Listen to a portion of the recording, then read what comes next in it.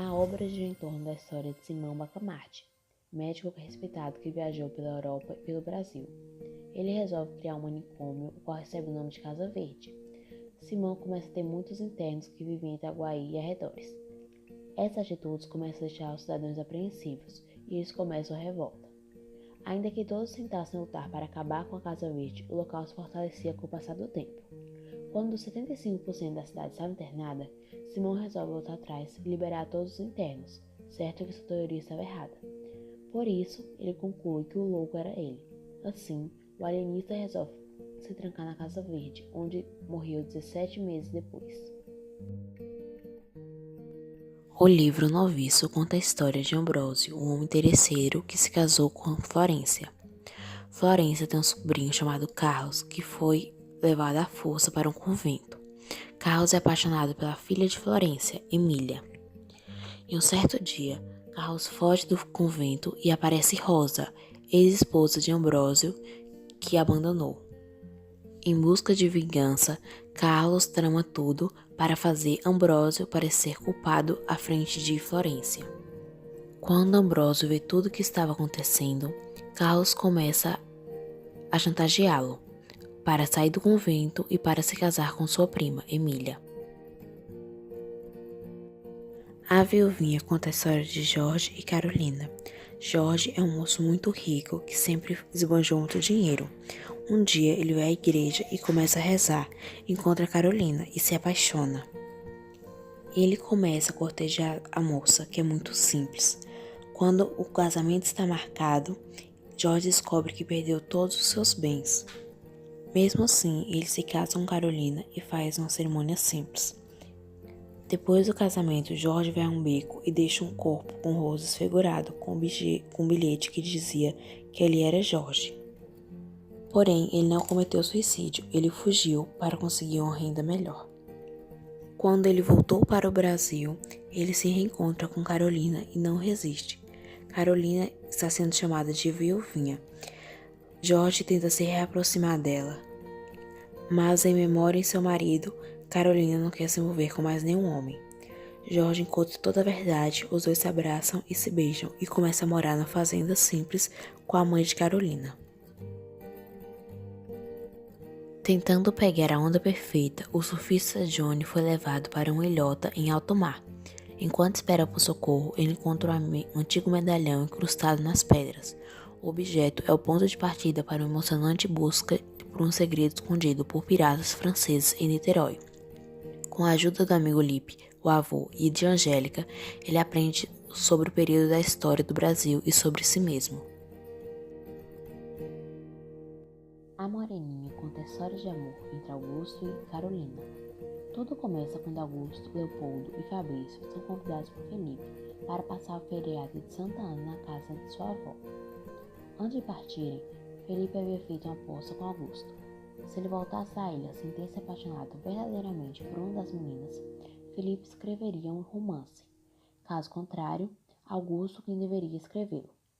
O fim da semana termina e os jovens retornam para seus estudos, mas Augusto se vê com saudades de Carolina, que retoma a ilha para encontrá-la. O pai de Augusto, achando que isso está atrapalhando seus estudos, proíbe o filho de visitá-la. Depois de um tempo distante, Augusto volta para a ilha e se declara para Carolina. Assim, ele paga a aposta escrevendo o livro A Moreninha. O livro Iracema conta a história de Martim e Iracema. O primeiro encontro dos dois se dá quando Iracema está repousando em sua cesta, quando se assusta com um guerreiro estranho. Esse guerreiro se chama Martim. Eles vão juntos até a tribo de Iracema, mas ele decide ir embora. Entretanto, Iracema vai atrás dele, pedindo para ele voltar. Martim aceita. Acontece então a primeira noite dos dois. Um dia, Iracema descobre que está grávida. Martim precisa defender sua tribo. O guerreiro parte sem se despedir de sua amada.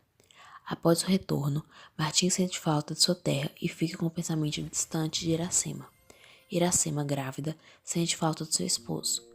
Quando o bebê nasce, vai procurar Martim e descobre que ele foi novamente para a guerra. De tanta tristeza e saudade que sente, Iracema não tem mais leite para amamentar seu filho. Martim então chega e ela entrega o bebê, chamado Moacir, e em seguida vem a falecer.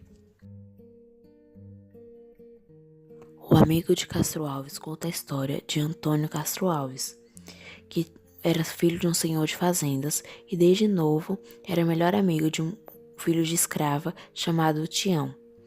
Mesmo com todo o preconceito que as pessoas tinham, Castro Alves sempre foi amigo de Tião. Já jovem, quando cresceu, Castro Alves começou a fazer um trabalho contra a escravidão no Brasil. Castro Alves vira um poeta e luta contra a escravidão. Mesmo morrendo, o seu legado ainda fica escrito. O livro 5 Minutos conta a história de um homem que se atrasa para pegar o ônibus e acaba conhecendo a mulher.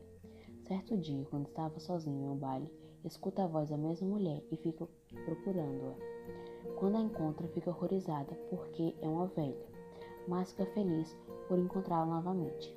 Ao escutar a conversa da velha, percebe que ela teria uma filha. Assim, supôs que a filha poderia ser a mulher a qual ele tinha se apaixonado. Tentou segui-la, mas no final não deu certo. Depois de um mês tentando achar sua amada, ele a encontra em uma ópera, onde se declara, mas ela foge.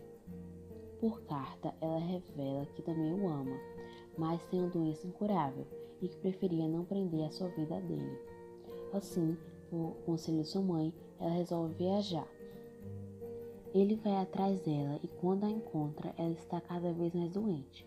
Com a mão gelada, ele a beija e de repente acontece um milagre. A personagem começa a ganhar forças e depois eles se casam e têm uma vida normal. Viagem ao Centro da Terra conta a história de Rachel, que vive em Hamburgo, na Alemanha, com seu tio Otto, que é um brilhante professor de geologia. Otto estava na missão de ir ao centro da Terra há alguns tempos, sem obter sucesso. Com a ajuda de Rachel, ele tenta chegar ao centro da Terra. Eles passam por alguns lugares, como a Terra pré-histórica, uma tempestade, fósseis antigos, e depois voltam para casa.